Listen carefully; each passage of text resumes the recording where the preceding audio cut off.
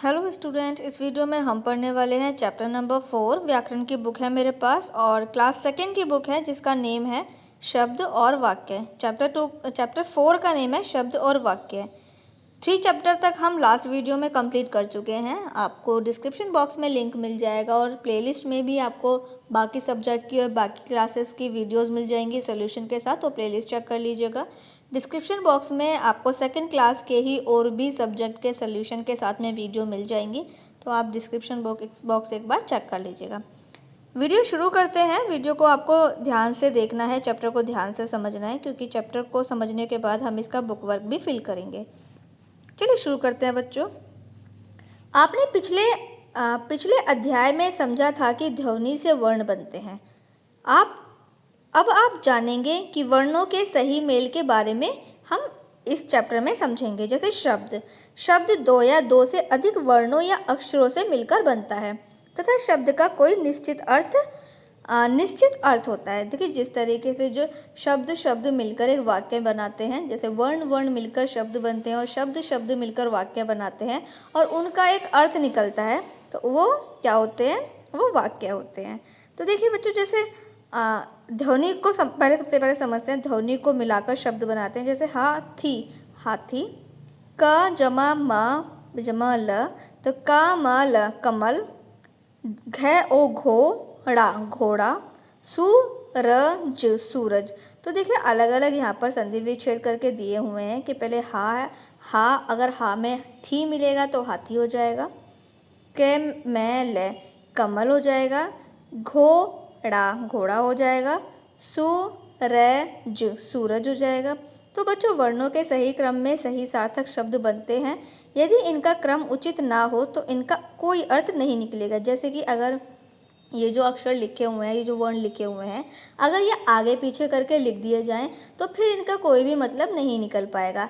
ये जो वर्ण हैं ये सही क्रम में भी लगे होने चाहिए। जैसे कि देखिए, इन्होंने एग्जाम्पल दिया है। जैसे अगर आगे पीछे करते हैं तो थी हा हो गया, तो थिया तो कोई मतलब नहीं बनता। राघो का कोई मतलब नहीं बनता। लेकिन अगर हम इसको सही क्रम में लगाएंगे, सही सीक्वेंस में लगाएंगे, घो को आगे लिखेंगे, ड़ा को पीछे लिखेंगे, घोड़ा, तो इसका सही मतलब निकलता है। तो ये जो वर्ण दिए हुए हैं, अगर ये सही क्रम में नहीं होंगे तो इनका कोई मतलब नहीं निकलेगा, और अगर ये सही क्रम में होंगे तो उसका सही मतलब निकल पाएगा। इसके बाद देखिए, आपने देखा कि वही शब्द वर्णों के सही क्रम ना होने के कारण कोई भी अर्थ नहीं निकल रहा है, अतः वर्णों के सही क्रम से शब्द बनते हैं। अब देखिए वाक्य कैसे बनते हैं। जिस प्रकार वर्णों के सही मेल से शब्द बनते हैं, उसी प्रकार से शब्दों के सही क्रम से वाक्य बनते हैं। जैसे मछली पानी में तैर रही है, बंदर पेड़ पर बैठा है, आदित्य गेंद से खेल रहा है, चूहा मेज के नीचे बैठा है। अगले पेज पर आ जाइए। तो बच्चों, आपने देखा कि ऊपर लिखे गए सभी वाक्य शब्दों के सही क्रम के होने के कारण कोई ना कोई अर्थ प्रकट कर रहे हैं। यदि इन वाक्यों में शब्दों का सही मेल ना हो, यानी ये जो शब्द हैं ये आगे पीछे लिख दिए जाएं, तो फिर इनका कुछ भी मतलब नहीं निकलेगा। जैसे कि अब देखिए, तैर मछली रही पानी में है, तो कोई मतलब निकला, कुछ समझ में ही नहीं आया। लेकिन अगर इन्हीं शब्दों को सही लाइन में लिखा जाएगा कि मछली पानी में तैर रही है, तो वो हमारा एक मतलब निकल के आएगा, तो वो वाक्य हमारा सही होगा। अगला देखिए, है बंदर पर पेड़ बैठा, कुछ भी समझ में नहीं आया, तो इसलिए ये वाक्य नहीं है। हमें कुछ भी समझ में इसमें नहीं आ रहा है, शब्द आगे पीछे लिखे हुए हैं, तो ये वाक्य नहीं है। लेकिन अगर हम इन्हीं शब्दों को सही लाइन से लिखेंगे कि बंदर पेड़ पर बैठा है, तो ये सही मतलब निकल के आ रहा है, तो इसका मतलब ये वाक्य है। यानी कि सही अगर अर्थ निकल के आ रहा है, सही मतलब निकल के आ रहा है और हमें समझ में भी आ रहा है, तो वो वाक्य है। सही मतलब नहीं समझ में आ रहा, आगे पीछे शब्द लिखे हुए हैं, तो फिर वो वाक्य नहीं है। अब आपने देखा समझा कि इस प्रकार सभी वाक्य शब्दों के सही मेल या क्रम ना होने के कारण अटपटे और अर्थहीन लग रहे हैं। अतः सही वाक्य के लिए शब्दों का सही क्रम में होना अत्यंत आवश्यक है, जरूरी है। वाक्यों में शब्दों के सही मेल से भाषा बनती है। तो यहाँ पर हो गया बच्चों चैप्टर कंप्लीट। कुछ मुख्य बातें हैं जो आपको याद रखनी है, जैसे वर्णों के मेल से शब्द बनते हैं, शब्दों के सही मेल से वाक्य बनते हैं और वाक्यों के मेल से भाषा बनती है।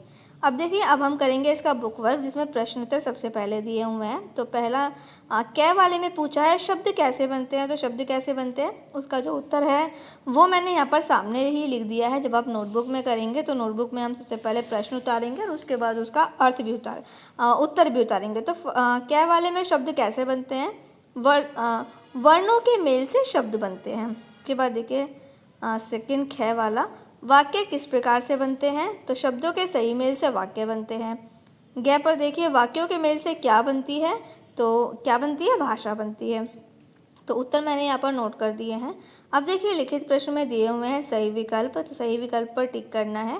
तो ये आप कर लीजिएगा, मैंने फिल कर दिया है, आप भी फिल कर लीजिएगा और अगले पेज पर आ जाइए।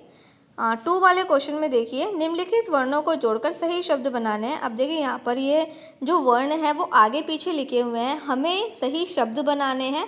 तो देखिए मैंने यहाँ पर फिल कर दिया है। सबसे पहले आप खुद से प्रैक्टिस कीजिए, खुद से अपनी बुक में फिल कीजिए और उसके बाद यहाँ पर मैच कर लीजिएगा। इसके बाद देखिए कुछ पिक्चर्स दी हुई हैं, पिक्चर्स को देखकर वाक्य बनाने हैं।